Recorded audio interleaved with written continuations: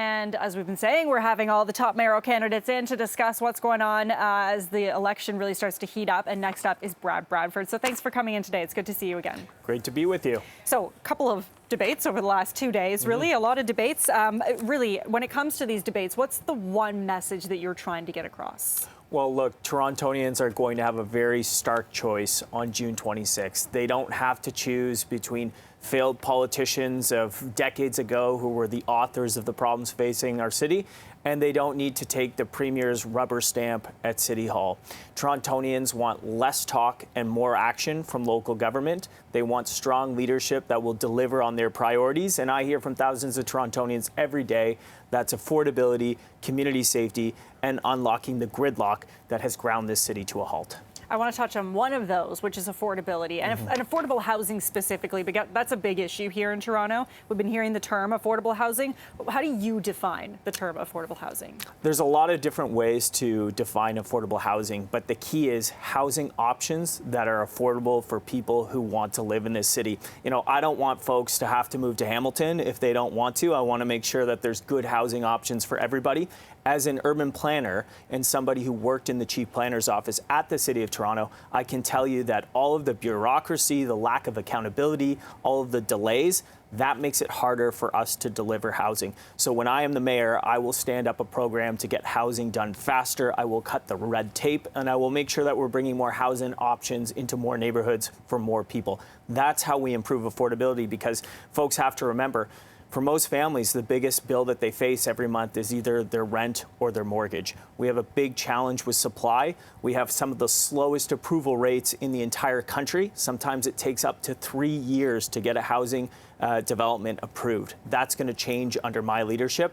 We will have less talk and more action when it comes to housing and affordability in the city. About a month now until the actual election, June 26th. Polling shows that Olivia Chow has the lead. What are you going to do in this next month to kind of put yourself forward and maybe catch up or surpass the lead?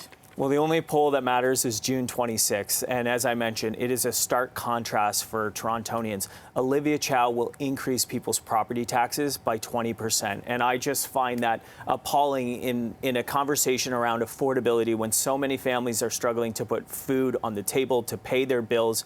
It is just irresponsible to saddle everyone with a 20% property tax bill. She's not being honest with Torontonians about how expensive her plans are going to be. So we've done the math for her. It's 20%, and that will cost the average Toronto taxpayer more than $700 a year.